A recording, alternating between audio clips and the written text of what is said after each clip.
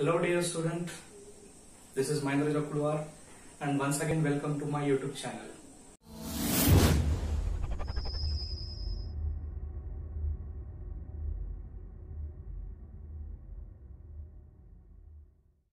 Dear students, in last video we have studied about how to derive the Newton's equations of motion or kinematical equation.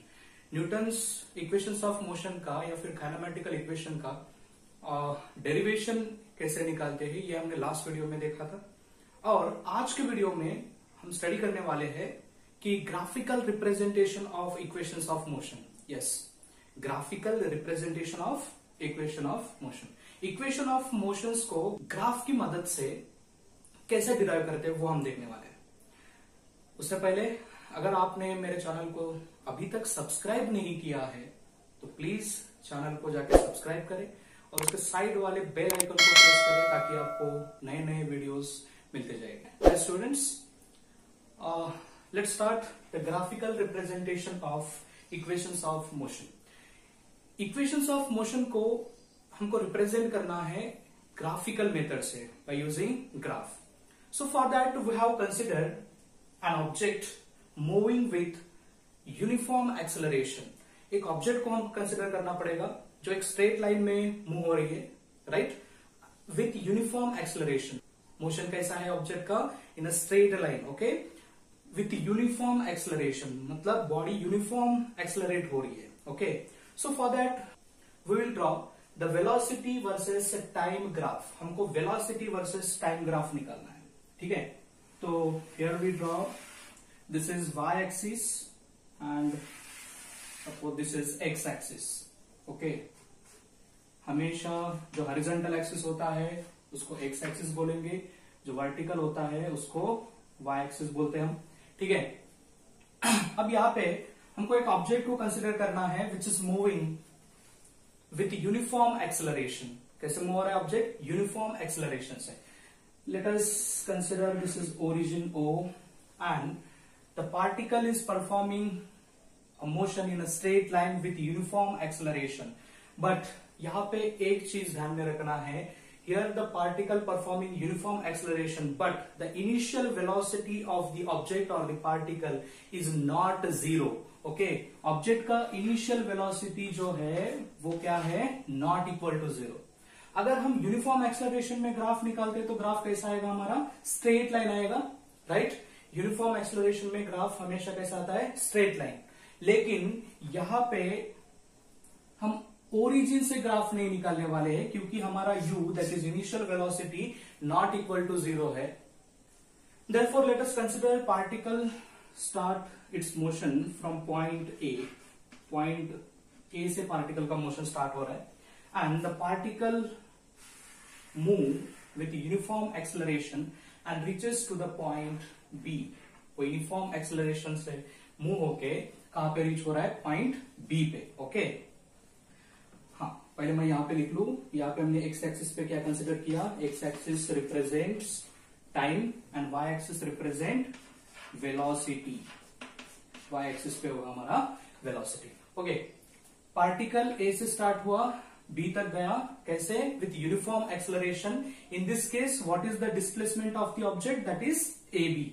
Particle A से B तक displace हुआ, लेकिन कैसे? With uniform acceleration. So from this graph इसका initial velocity क्या है? u हो जाएगा, दैट इज ओ ए या फिर A O is equal to u होगा इनिशियल वेलोसिटी। फिर उसकी वेलोसिटी बढ़ेगी, इंक्रीज होगी, राइट, जब पार्टिकल ए से बी तक रीच होगा। At that time its velocity will be increases and that will become v, that is final velocity. इसका फाइनल वेलोसिटी क्या हो जाएगा? v हो जाएगा। और यहां से हम एक पैरेलल लाइन निकालते हैं to the y axis, right, हाँ, and also draw a parallel line to the x axis from point a which intersect the line BC at point D। क्या किया हमने? सिंपल सा है, पार्टिकल इसकी initial velocity not equal to zero लिया। A से particle का motion start हो रहा है और पार्टिकल कहां पे रीच हो रहा है? बी पे रीच हो रहा है। ए पे उसकी इनिशियल वेलोसिटी u थी और बी पे उसकी वेलोसिटी क्या हो रही है? Final velocity v।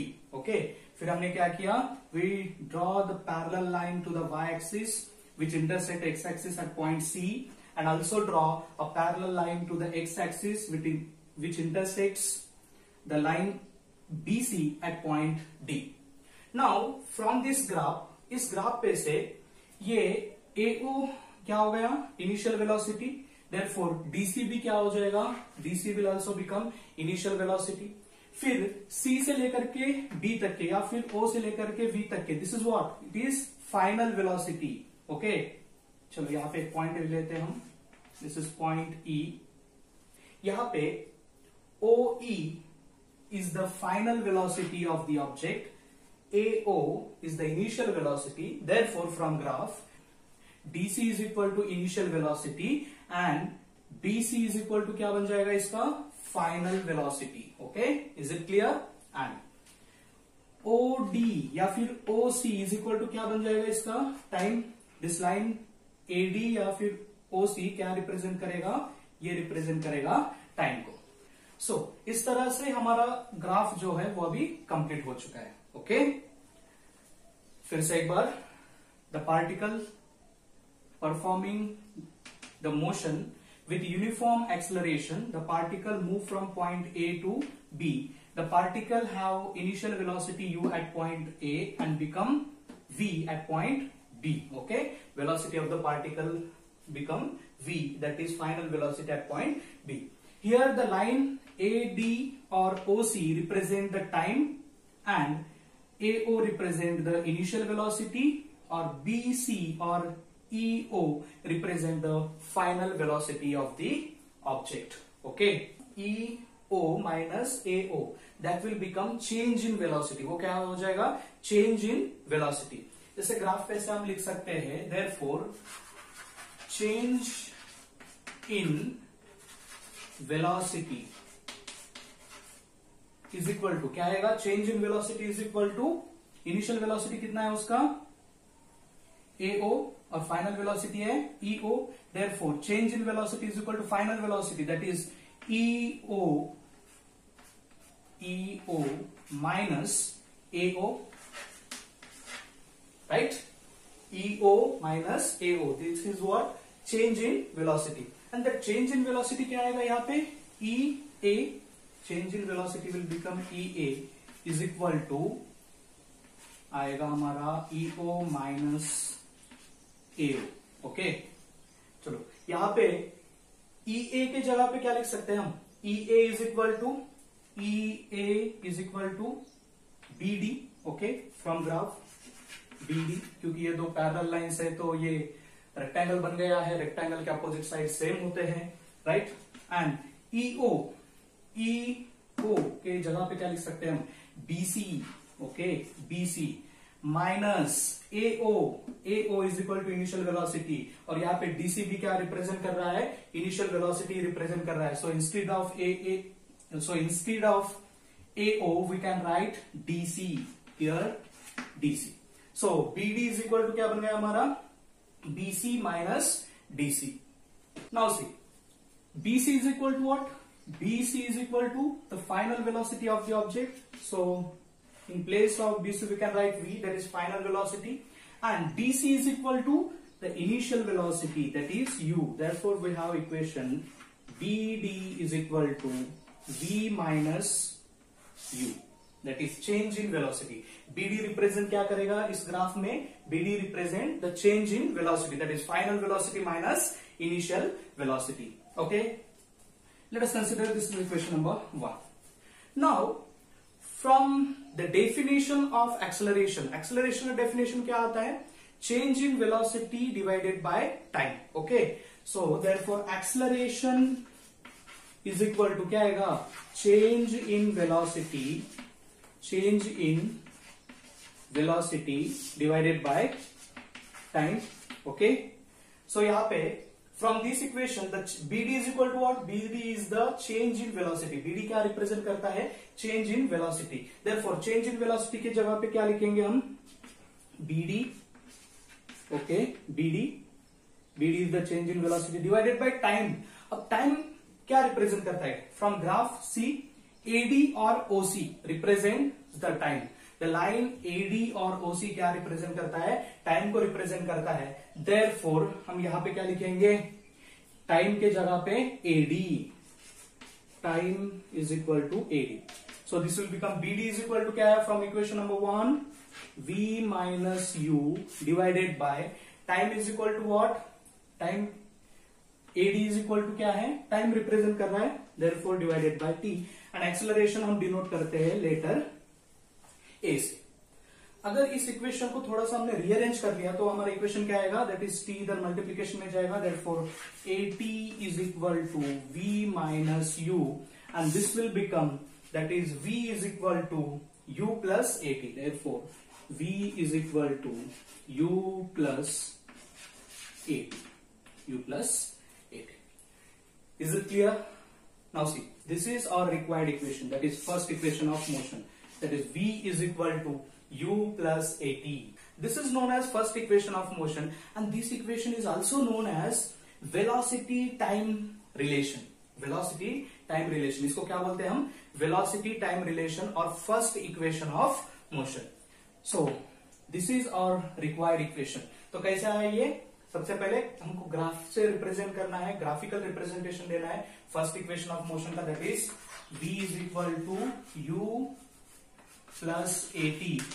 This equation is also known as what, velocity time relation, velocity time relation. Okay, तो कैसे रिप्रेजेंट करेंगे इसको, first of all let us consider the particle performing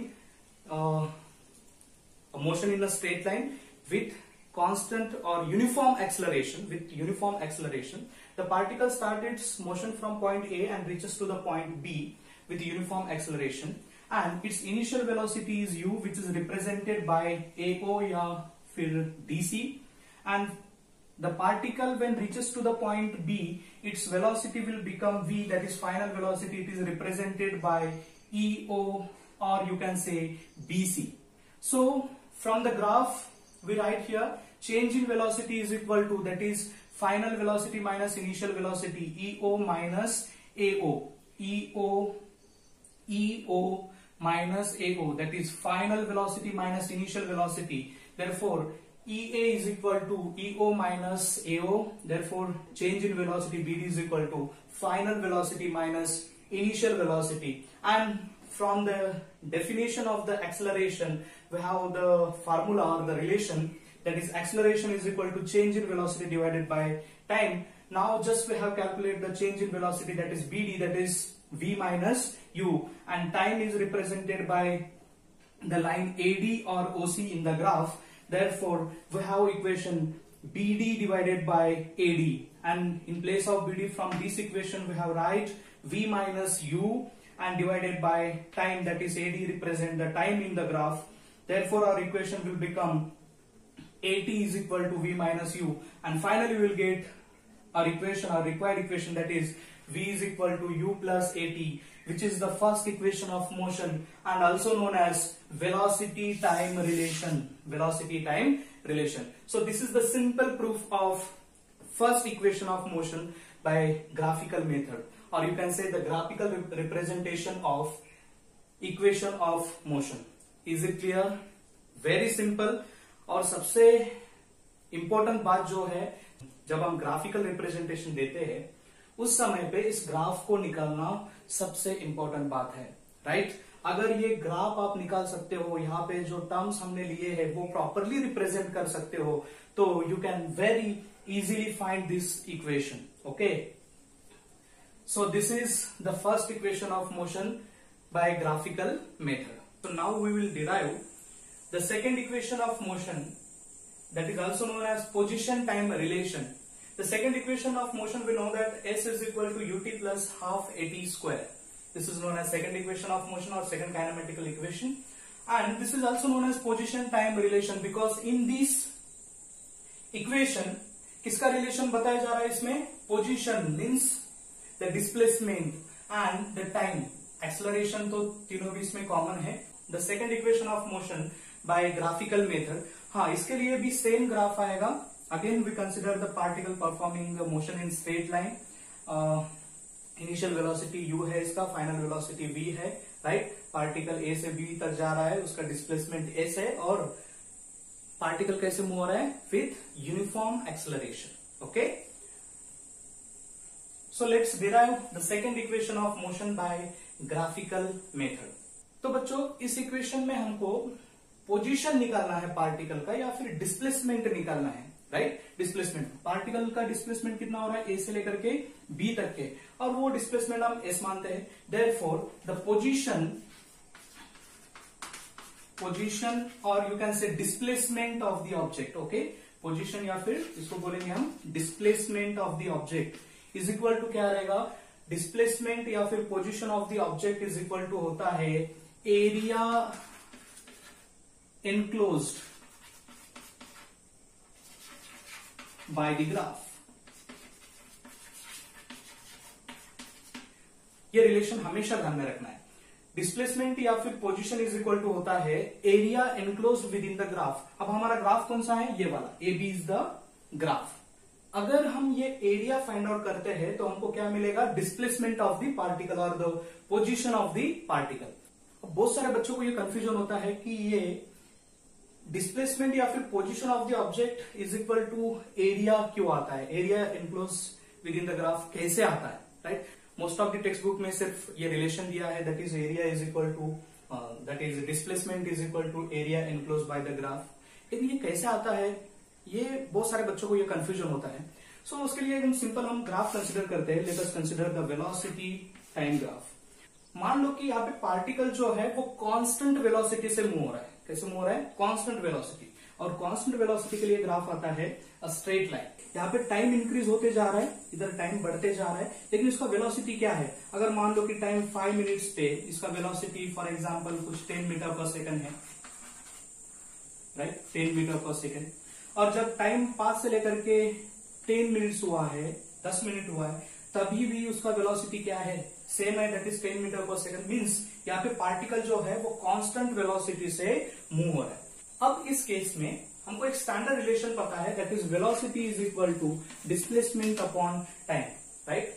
actually displacement हम डी से डिनोट करते हैं, लेकिन यहाँ पे हम कंसिडर कर रहे हैं, हम बोल रहे हैं this is the displacement, then no problem. Okay, v is equal to displacement upon time. Therefore displacement is equal to क्या आएगा from this relation, displacement is equal to velocity into time, therefore v into t, right. अगर हमको इस graph में इस particle का displacement अगर निकालना है या फिर पोजीशन निकालना है तो हमको क्या करना पड़ेगा, वेलोसिटी इंटू टाइम करना पड़ेगा. From this graph the velocity is represented by the line AO और यू कैन से BC, राइट. ये दोनों भी लाइन सेम होते हैं. तो वेलोसिटी इज इक्वल टू क्या आएगा, AO इंटू, और टाइम किससे रिप्रेजेंट करेंगे, in this graph the time is represented by line OC. इस ग्राफ से जो एरिया एनक्लोज्ड हुआ है वो क्या है, रेक्टेंगल है, और रेक्टेंगल का एरिया मतलब क्या होता है, डिस्प्लेसमेंट या फिर position of the object. Is it clear. Therefore इसीलिए हम यहाँ पे ये रिलेशन ले रहे हैं, डिस्प्लेसमेंट या फिर position of the object is equal to क्या रहेगा, area enclosed by the graph. ये सिंपल आपके अंडरस्टैंडिंग के लिए मैंने ये एक्सप्लेन किया है.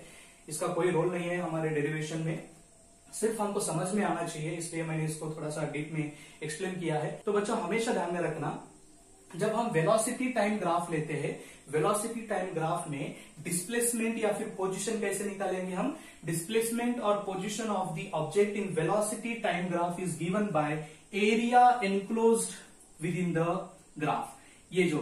ये ग्राफ के अंदर जो एरिया एनक्लोज हो रहा है उसका अगर एरिया फाइंड आउट करते हैं तो हमको क्या मिलेगा, डिस्प्लेसमेंट या फिर position of the object. As we know that displacement or position of the object is denoted by letter S and area enclosed by the graph. अब इस ग्राफ से जो पोर्शन कवर्ड हुआ है, एनक्लोज हुआ है, उसका एरिया निकालना होगा.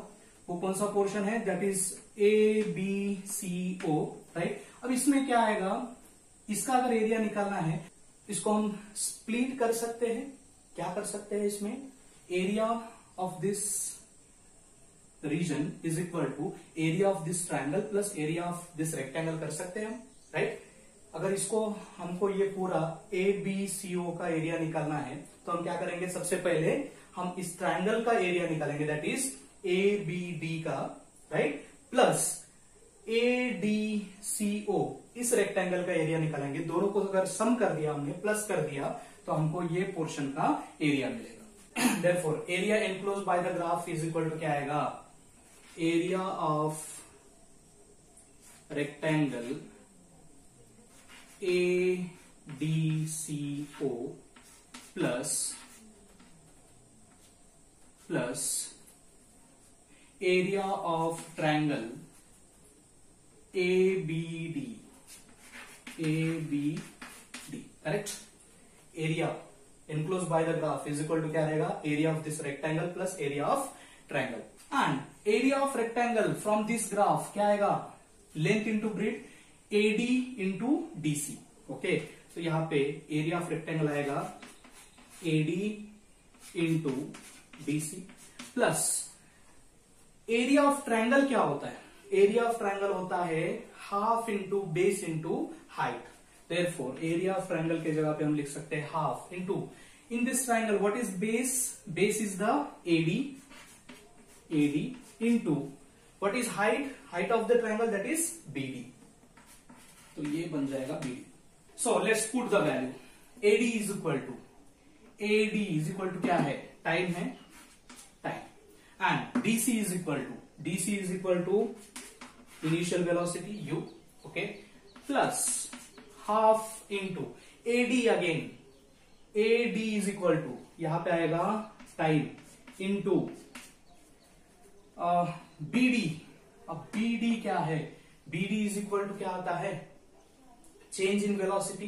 पहले केस में हमने निकाला था चेंज इन वेलोसिटी, क्या आया था हमारा, चेंज इन वेलोसिटी आता है हमारा AT, राइट। पहले इक्वेशन में हमने इसको डिराइव किया था, that is BD is equal to what, BC minus DC, और उसका जो वैल्यू आया था वो क्या आया था, AT आया था। Let's solve this. इसको सॉल्व करने के बाद हमको क्या आता है, U into T, UT plus half AT into T, that is AT square, okay। So this S is equal to UT plus half AT square, which is the required equation. So now let's derive the equation for velocity position relation, or the third equation of motion, right। Third equation of motion को derive करने वाले हैं हमें अभी, कैसे, bye graphical method. किससे derive करने वाले इस इक्वेशन को, ग्राफिकल मेथड से। अगेन अगर आपको second equation of motion by graphical method ठीक से समझ में आया है तो ये थर्ड इक्वेशन ऑफ मोशन निकालना बिल्कुल आसान है। Yes, very simple. अगेन वही रिलेशन निकालेंगे हम, वही रिलेशन लिखेंगे हम।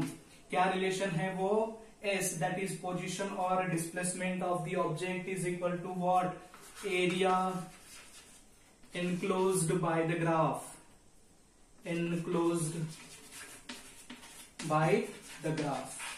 लेकिन पहले केस में हमने area enclose by the graph is equal to लिया था area of this rectangle plus area of triangle, लेकिन अब हम वैसा नहीं करने वाले हैं, करेक्ट। दो इक्वेशन डिफरेंट है तो हमको डिफरेंट मेथड भी तो यूज करना होगा, राइट। तो यहाँ पे वेलोसिटी पोजिशन रिलेशन निकाल रहे हैं हम, that is velocity and position. Acceleration तीनों में कॉमन है तो इसलिए हम बोलेंगे इसको velocity position relation. Therefore position निकालना है हमको, इसलिए पोजीशन इज इक्वल टू और displacement of the body is equal to आता है वेलोसिटी टाइम ग्राफ में area enclose by the graph. But the area enclose by the graph that is ABCO is what, ABCO is the trapezium. Therefore यहां पे हम लिख सकते हैं area of trapezium, right. अब यहां पे हम थोड़ा अलग से करेंगे, area of triangle plus rectangle नहीं लेंगे हम, एरिया ऑफ ट्रेपेजियम निकालेंगे। So what is the formula for area of trapezium, area of trapezium का फार्मूला होता है sum of parallel sides divided by 2 into height, okay. यहां पे पैरेलल साइड्स कौन से हैं, तो तो ये तो पैरेलल साइड्स नहीं हो सकते भाई। पैरेलल साइड्स जो होता है विच doesn't intersect each other, right, उसको हम पैरेलल साइड्स बोलेंगे। तो यहाँ पे पैरेलल साइड्स क्या आता है? Parallel sides AO and BC, ये पैरेलल साइड्स है। ओके, AO एंड BC, तो सम ऑफ पैरेलल साइड्स करना है हमको AO plus BC, sum of parallel sides divided by 2, okay, into height. अब इस ट्रापेजियम का हाइट क्या आएगा? इसका हाइट क्या आएगा? इसका हाइट आता है A इंटू T, इसका हाइट आता है AD। AD is what? Height of the trapezium. Therefore height के जगह पे हम लिखेंगे AD। Simple. Now let's put the values and find the equation. Okay, value put up करो और इक्वेशन को निकालो, बड़ा सिंपल है, राइट। अब AO is equal to what? Initial velocity U plus BC is equal to आता है final velocity V divided by 2 into height AD। AD is equal to आता है time, okay, into time T। Okay, बड़ा simple है। AO from the graph initial velocity है, BC is equal to final velocity V divided by 2 as it is, और AD के जगह पे क्या आता है? टाइम। AD क्या रिप्रेजेंट करता है? टाइम रिप्रेजेंट करता है in this velocity time graph. Okay, अब इसको सिंपल सा हम T से मल्टीप्लाई किया तो हमारा आंसर नहीं आएगा। इस इज इक्वल टू हमारा रिक्वायर्ड आंसर क्या है? That is V square is equal to U square plus 2AS। अगर T से इसको मल्टीप्लाई करते हो तो वो आंसर नहीं आएगा हमको। यहाँ पे हम एक रिलेशन यूज करने वाले हैं, वो कौन सा रिलेशन है? We know that but acceleration A is equal to what? Final velocity minus initial velocity divided by T आता है। ये फार्मूला याद है आपको, right? Acceleration is equal to क्या आता है? Change in velocity divided by time. Okay, so from this equation we will find, चलो इसको इक्वेशन नंबर चलो कुछ भी ले लेते हैं, 1 ले लेते हैं, कोई प्रॉब्लम नहीं। हाँ, यहां से हम T का वैल्यू फाइंड आउट करेंगे क्योंकि यहाँ पे हमको T पुट अप करना है। therefore T is equal to क्या आएगा? T is equal to V minus U divided by A।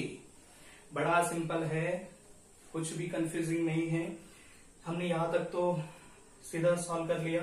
इस T के वैल्यू को हम यहां पे पुट करेंगे।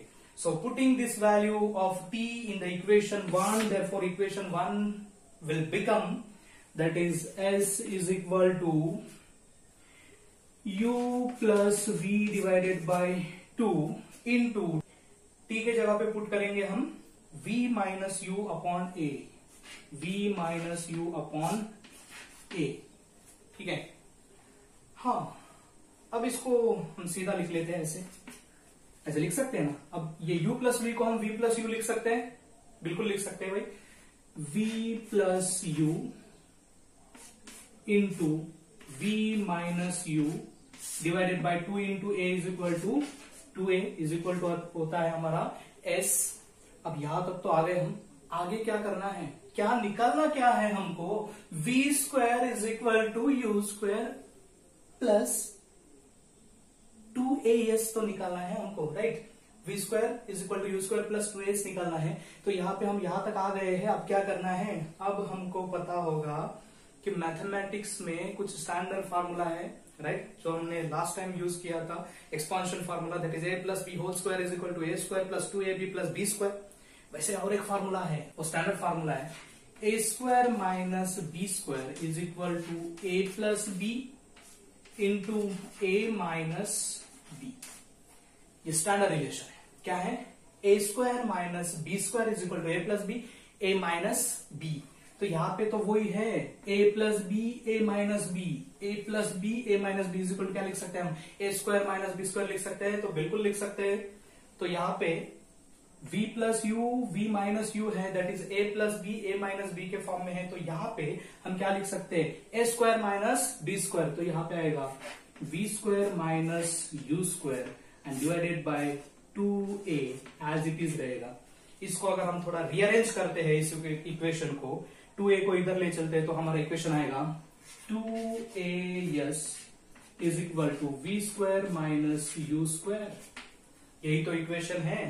नहीं समझ में आ रहा है? इसको थोड़ा रीअरेंज करके लिखते हैं तो समझ में आएगा, राइट? क्या आएगा? यू स्क्वायर माइनस में है, इधर ले चलेंगे तो प्लस हो जाएगा। Therefore V square is equal to equation आएगा हमारा यू स्क्वायर प्लस 2as।